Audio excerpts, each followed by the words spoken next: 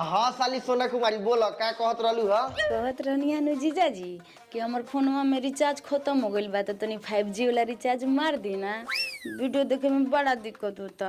अच्छा अच्छा रुको होल्ड करो कह देते हैं तुरंत।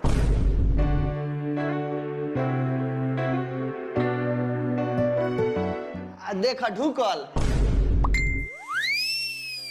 हाँ जीजाजी रउआ ढुकाए में ना ढुकी ऐसा हो सकता। कनी हम 12 5G रिचार्ज करावो तारू कौन वीडियो देखे में दिक्कत होता। उहे वाला। अरे बाप रे बाप। तो चलो ना एक दिन हमनियो का हाउ वाला वीडियो शूट कर देवल जाओ। बाग जीजाजी रउआ नु बड़ी मजा किया बानी दीदी से मन नहीं भरत का। ना अब तू ही सोच कितना दिन आदमी दाल भात चोखा खाई अब तनी पनीर खाए के मन करता। अच्छा तो आई ना रउआ के एकदम ताजा दूध के पनीर बना के खिलाई वैसे कबले रउआ आवता नहीं।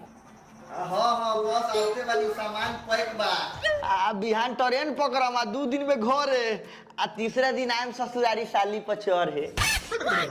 आई रे दादा हमरा फोन में फ्यूज करम काहे जीजाजी। अच्छा आवते बानी न त एगो हमरा खातिर एकदम हीरोइन वाला ड्रेस लेके आई।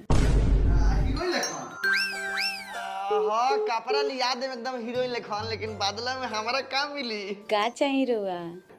अब तू लड़का थोड़े बार बुझते हो कथी चाहिए उहे। अच्छा ठीक बा पहले आई ना रखे भी मम्मी बुलावत है।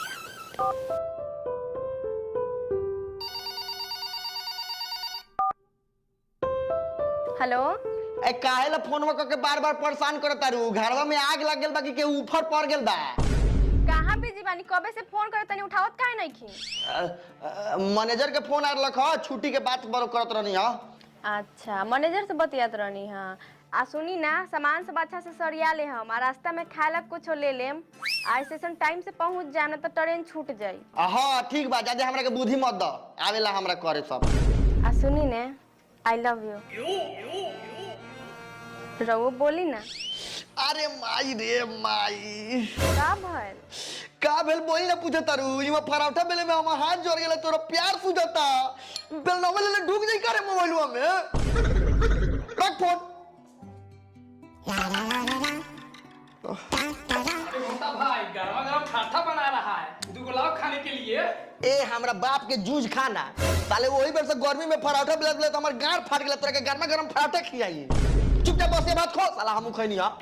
अरे मोटा भाई तू के दे देगा तो क्या हो जाएगा। अरे भोसनी वाला ट्रेनवा में घटी तो तोहर बाप लेके दिया ना हमरा के। वहां तो ज्यादा बिहारी करे नु तो इहे रूम में कुटी काटम साले अब बैग में भर के गंगा जी में दबा देम साले सीधे मुक्ति मिल जाई। आई तो नहीं मां बता